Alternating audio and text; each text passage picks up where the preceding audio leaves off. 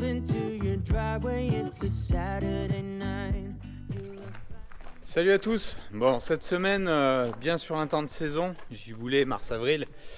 Donc, un petit peu de bricolage, hein, pas de gros chantiers qui ont été réalisés.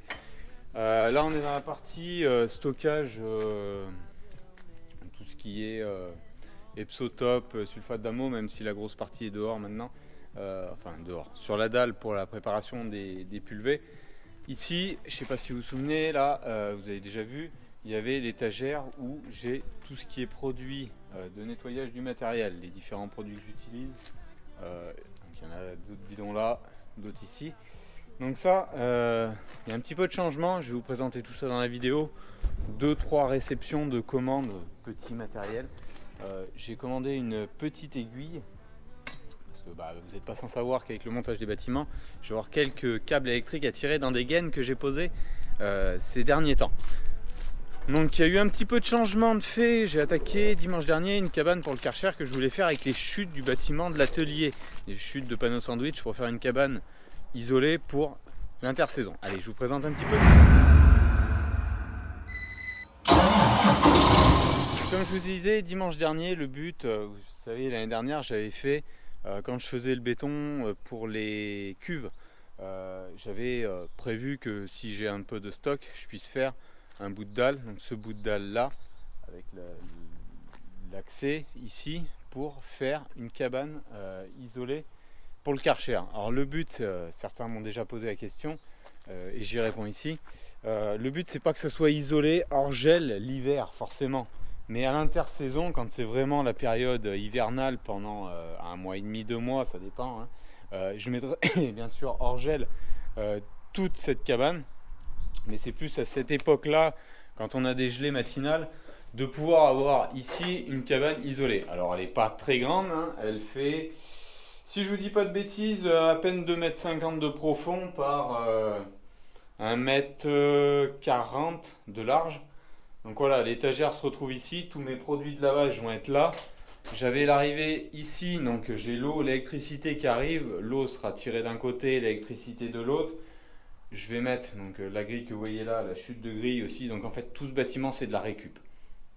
Tout ce que je vais avoir fait, ce petit abri, autant la grille que les panneaux, que la ferraille qu'il y a, c'est vraiment 100% de la récup. Les seules choses que j'ai achetées c'est les charnières pour faire la porte là que je viens juste de réaliser à l'instant. Donc là on est samedi. J'ai fait d'autres choses cette semaine mais pas très palpable et pas facile de tout vous filmer. Donc voilà, le but c'était vraiment faire une cabane un peu fonctionnelle qui soit avec de la récup, pas cher. Donc le but là, ça sera mettre un petit évier avec une évacuation dehors sur la dalle. L'alimentation électrique sur le panneau extérieur, enfin de l'autre côté pour le Karcher. Peut-être mettre une petite lumière, je pense. Hein, je mettrai un petit tableau très très simple que je me ferai. Une petite lumière dedans pour faire tout ça. Je vais faire une ouverture aussi ici sur un panneau sandwich que je vais entailler 30 par 30 si vous voulez à peu près. En face les sorties du Karcher. Le but c'est qu'en fait je puisse brancher mon Karcher qui reste toujours à l'intérieur. Je branche juste ce qui vient de dehors, la potence et le tuyau autre, le deuxième tuyau, pour avoir le canon à mousse et la potence pour rincer à l'extérieur. Donc voilà un peu ce que je voulais réaliser. C'est vraiment des chutes, ça reste encore un peu de boulot dessus parce qu'il y a tout ce qui est habillage. Comme c'est vraiment des chutes, en fait, tout le bâtiment, j'ai pas un panneau qui n'a pas été coupé. Donc ils ont tous été coupés en longueur et j'ai rabouté partout, que ça soit pour le toit. Donc ça m'a occupé pas mal parce qu'en fait, il faut rechanfreiner sur les panneaux sandwich pour pouvoir avoir le recouvrement propre. Je sais pas si vous le voyez là-haut, là. Il y a 2 recouvrements alors que normalement j'aurais pu le faire avec 1,7 largeur de panneau normal. Là je me retrouve avec 3 petits morceaux. Donc voilà, c'est vraiment de la chute, pas cher, mais ça permet de l'exploiter et de ne pas jeter ces choses là et d'avoir une petite cabane qui sera isolée. Donc il faudra juste que je fasse aussi tout ce qui est rejonction, si vous voyez, donc les angles, plus ici entre 2 panneaux, parce que là j'ai plus les emboîtements qu'il y a normalement comme sur l'atelier là-bas. Normalement c'est des emboîtements à chaque panneau et le dernier forcément se retrouve coupé avec un camouflage comme ça en L qui vient se mettre dessus. Donc là je le ferai après, ça je le ferai couper parce que je les ai pas en fait. Donc autant là que sur la partie toiture et sur l'arrière là, essayer de replaquer un petit peu tout ça propre. Le but c'était de faire voilà, vraiment ce petit local dédié à tout ce qui est produit de lavage, le Karcher, et d'éviter d'avoir le Karcher qui traîne à d'autres endroits où normalement c'est pas sa place. Par exemple le local phyto, parce que je mettais mon Karcher hors gel dans le local phyto parce que j'avais pas d'autre endroit qui était vraiment hors gel pour le mettre jusque là. Que là quand il sera la période hivernale, je le mettrai hors gel, je le purgerai et il pourra rester quand même dedans. Donc voilà un peu ce qui a avancé de ce côté-là.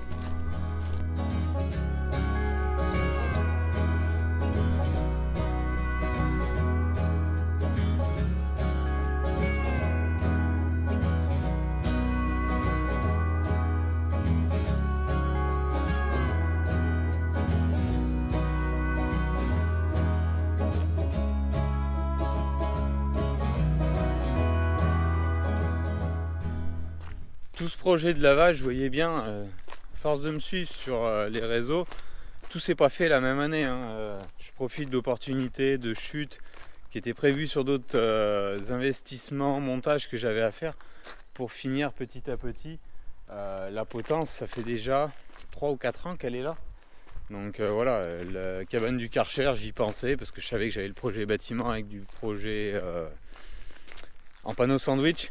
Donc voilà, ça a mis le temps que ça a mis, j'attendais d'avoir ces chutes là et de ne pas acheter des panneaux propres et me retrouver avec le bâtiment plus les chutes et que je savais plus quoi en faire.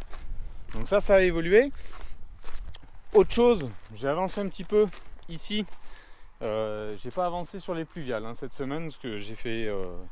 on a emmené la moissonneuse batteuse aussi, je sais pas si vous voyez, la coupe est plus là. Donc la moissonneuse et la coupe sont partis pour l'entretien. Rien d'extraordinaire, il y a des mises à jour à faire, 2-3 bricoles, mais enfin bon voilà. Ça se fera. Là ce que j'ai fait, c'est j'ai poussé tout le tas de terre qu'il y avait ici, renivelé en surépaisseur un peu là, on regrattera, pour pouvoir ensuite brancher tout ce qui est pluvial ici.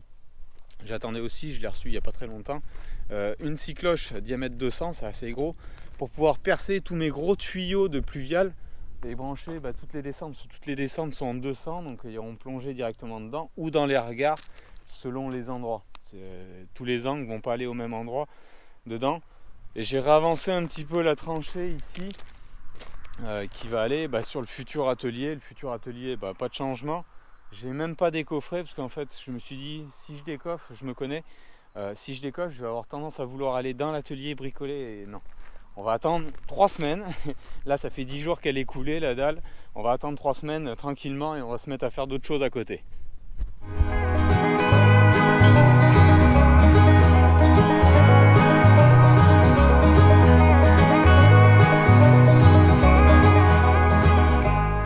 Aussi parce que je me rends pas compte en fait de certaines choses que je fais à des moments, je sais plus si je voulais filmer sur la vidéo d'avant ou pas. Donc là j'ai poussé un petit peu la tranchée mais rien, c'était vraiment de remettre le godet tranché suite au godet terrassement là pour retirer toute cette terre. Là le but c'est de mettre une largeur d'un mètre, 1,50 m de propreté en 0,31,5 où j'aurai mes tuyaux qui iront se jeter dans le regard qui est juste là. Et ensuite je vais mettre une pente douce que je vais regratter au chisel, reniveler propre pour mettre un triangle en herbe. Et après je vais rajuster mes limites de parcelle. Vous voyez le colza qui est juste là. Rajuster mes limites de parcelle au plus proche. Pas avoir cette largeur là. Vous voyez là, il y en a 7 mètres de large avant le bâtiment. J'ai aucun intérêt de laisser si large que ça. Donc sinon, tant qu'on est là, on va pas faire un tour de plaine, mais c'est simplement que vous voyez l'évolution de ces colzas là. Je vais vous mettre une petite photo en même temps là de d'autres parcelles qui ont été traitées méligette. Ça n'a pas été le cas par contre, parce que je voyais que les colzas pouvaient y aller tout seuls sans accompagnement, que la pression méligette était moins élevée. Par contre les autres, ils se retrouvent au même stade que ça. Par contre ils ont été traités parce qu'ils n'arrivaient pas à rentrer en floraison correctement. Que là, celle-là, parcelle, c'est acté, c'est lancé, même si on va avoir une météo avec des températures plus faibles, un petit peu de gel, ils vont y aller. Maintenant il y a suffisamment de fleurs d'ouvertes pour que les méligettes ne nuisent plus à la floraison.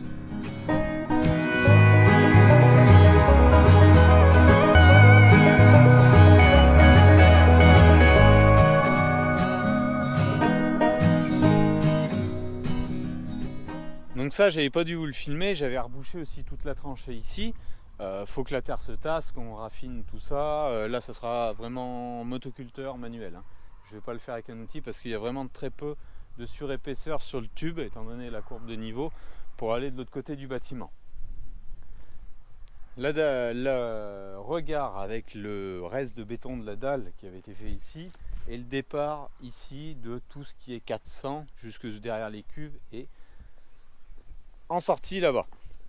Là, il y a eu le changement aussi que j'ai rebouché. Ça me reste à ramasser des choses que je vous avais fait voir, oui, les gros blocs.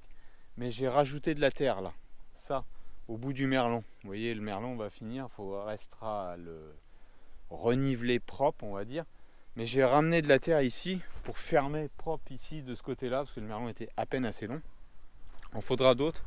Donc ça, c'est toute la terre qui vient du terrassement, enfin du décaissage devant les deux entrées de l'atelier. J'y ai mis de côté, j'ai dit bon bah, quand ça fera un temps un peu meilleur avant la pluie, donc ça je l'ai fait avant la pluie, même si ça a très peu plu, hein. Ce que je vous dis, on a les giboulées mars-avril là, on est sur cette période un peu médiane où on prend des giboulées, ça fait pareil impressionnant, ça tombe 2-3 minutes très très fort, ça fait 0,8, 2-3 mm au maximum, ça s'arrête, ça fait une éclaircie, un arc-en-ciel, et puis une demi-heure après ça refait une giboulée, enfin voilà.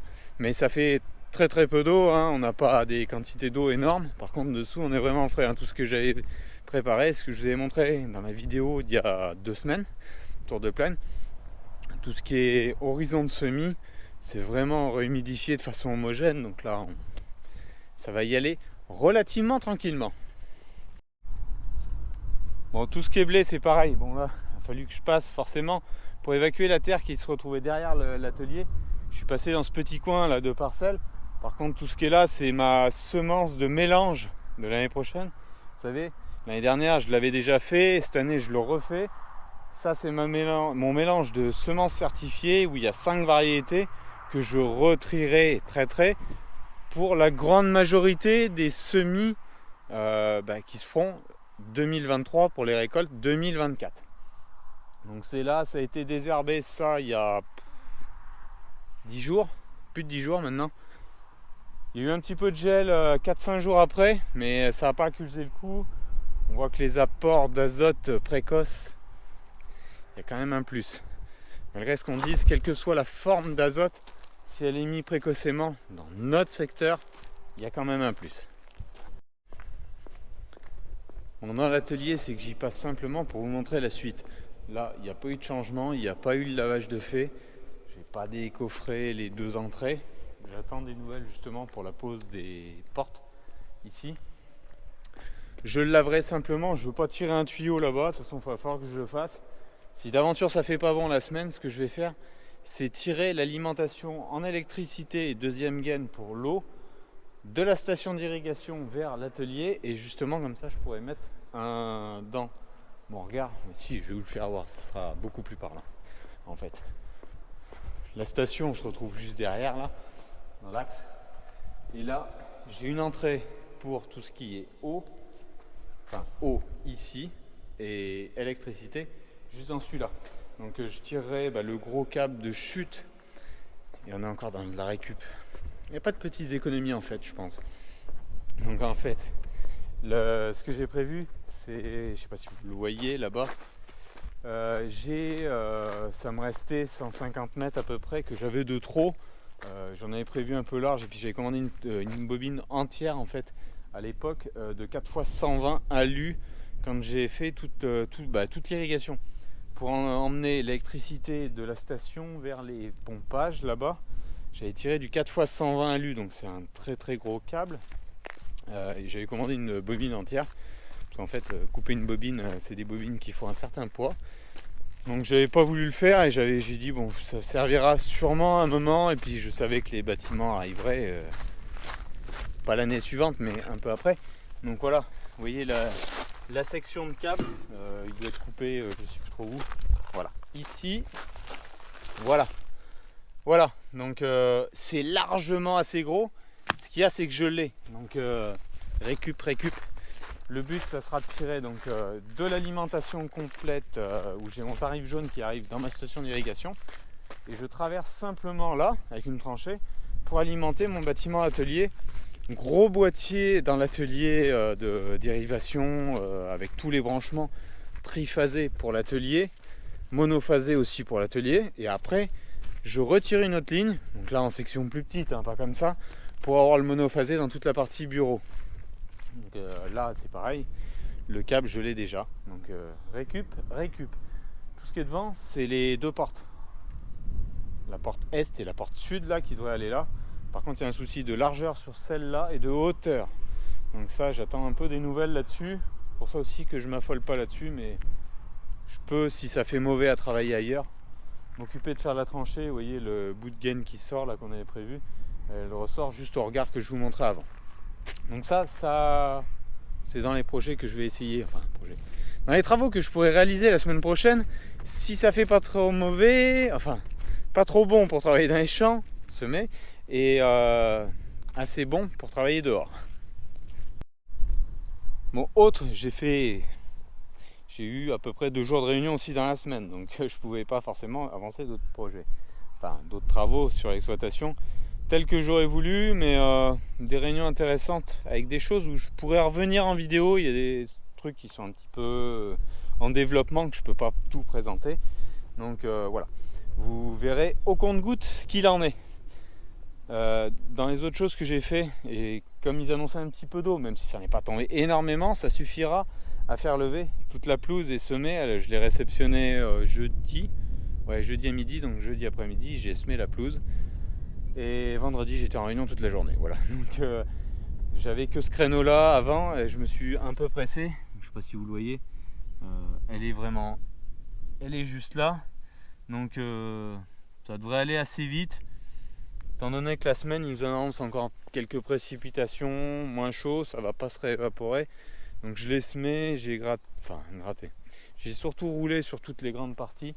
Les petites parties, on y a mis un petit coup de balai à gazon. Donc tout l'emplacement là où il y avait le gravat, ça a été roulé, ça a été semé. Et toute la tranchée, là il y en a eu un petit peu de gratté et sinon roulé. J'ai reroulé de toute façon tout dessus 2 à 3 fois, passe sur passe un peu, pour vraiment mêler les graines de pelouse avec le sol. Donc voilà, ça c'est fait. Là il y avait une souche qu'on a arrachée du verger. Et après tout le reste là, ou de la grande tranchée pour tout ce qui est tiré de réseau vers l'acheminement de production photovoltaïque. Restera à faire ici le tour du regard, à ramener de la terre propre. Et de la terre propre, j'en aurai un petit peu au bord là-bas sur un des accès de bâtiments. Et ce que j'avais emmené sur le merlon de terre que je vous ai voir avant, c'est tout ce qui était derrière le tas de cailloux, juste derrière la station. Là, vous voyez, il y a le décompacteur. Juste à côté, là, j'avais un gros tas et ça reste presque plus rien. Donc j'en ai roulé encore 7 ou 8 Athéna et je vous cache pas, comme je l'ai roulé à côté, elles n'étaient pas chargées à 18 tonnes.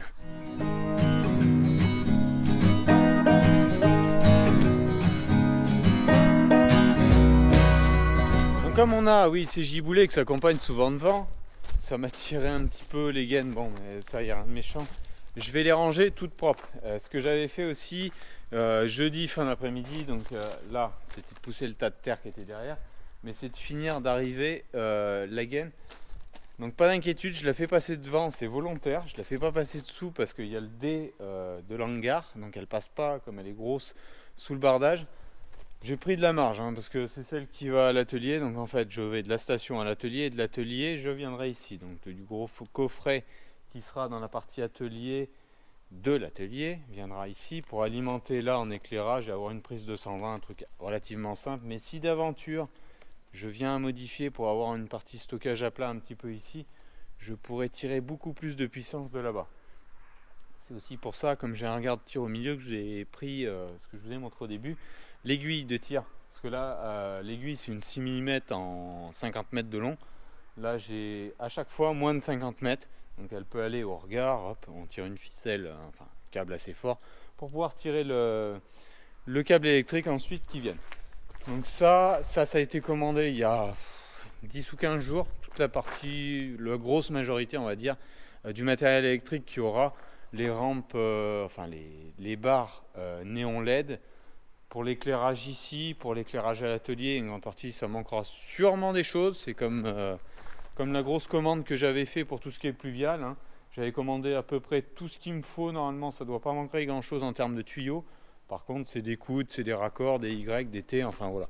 Il y a des choses qui vont manquer comme ça, mais bon. Toujours pareil, il faut attaquer de poser pour se rendre compte de ce qui manque et vraiment ne pas faire du stock à outrance. Donc il y a eu ça, j'ai tout ce qui est big bag de fertilocaliser une partie des semences qui est arrivée pour les semis de printemps, tournesol, maïs, insecticide sol et fertilocaliser, c'est le bulk traditionnel que j'ai depuis plusieurs années, que je travaille autour de 85 kg dans la ligne de semis, c'est du 12-30, 6 de magnésie et 10 de phosphore, de soufre pardon. Il y a 30 de phosphore. Voilà, donc là il y en a 15,6 tonnes je crois à peu près. Il y en a un petit peu de stock de l'année dernière encore. Mais voilà, donc ça c'est arrivé. Autre chose qu'on va pouvoir bricoler un peu, parce qu'Antoine revient cette semaine, on verra ce qu'on fera ou fera pas. J'ai toute la partie intérieure pour la vidange plus forte. Pour pouvoir réduire, parce que le problème c'est que là l'entrée, c'est que j'avais toujours un niveau comme ça d'azote liquide qui restait dans les cuves quand je pompais. Là on va mettre des coudes pour pouvoir venir pomper plus bas dedans, parce que là c'est fileté, donc je vous montrerai la semaine prochaine. J'ai ces raccords qui sont arrivés et le reste j'attends encore, tout ce qui est vanne, pour changer en fait tout ce qui est pompage, remplissage et pompage, parce que le pompage, vous voyez, il allait dans ce sens là, on partait devant. Moi ce que je veux en fait c'est que ça me va pas, je vais le mettre qu'il soit là derrière. Vous voyez aussi le profil, là il est à plat, le bâtiment je l'ai renivelé à plat, ça a tendance à pencher comme ça, donc d'aller vers le haut, on a toujours un volume mort dans les tuyaux, et je trouve pas ça terrible, donc je vais faire en sorte d'avoir mon tuyau d'aspiration sur l'arrière des citernes. Ce qui pourrait être aussi intéressant, le fait de l'avoir sur l'arrière, c'est que quand on vient à vouloir faire du ravitaillement au champ, je branche mon tuyau, je vais simplement à reculer le porte-conteneur contre le champ, dans l'entrée du champ, et je peux rester moi sur le côté avec le pulvé et les rampes dépliées et pouvoir remplir. Donc ça évite un dépliage-repliage. Donc voilà un peu, j'ai recogité ces choses-là, plus d'autres, mais bon. Tout se fait pas le même jour, faut des fois réfléchir 3-4 fois, peser le pour et le contre pour trouver je vais pas dire la bonne solution, mais la moins mauvaise quoi. Donc voilà un petit peu ce que j'ai fait et franchement désolé, j'ai pas pu vous filmer tout parce que j'étais à fond dans ce que je faisais d'un côté, après un coup de téléphone, une réunion, j'ai pas pu tout vous filmer comme j'aurais voulu vous le filmer. On essaiera de faire mieux dans les semaines à venir, mais tant que tout se mette en place un petit peu, c'est pas toujours très très simple. Voilà. Allez, moi je vous dis quand même bonne semaine à vous tous et puis je vous dis à dimanche prochain. Ciao, bye bye.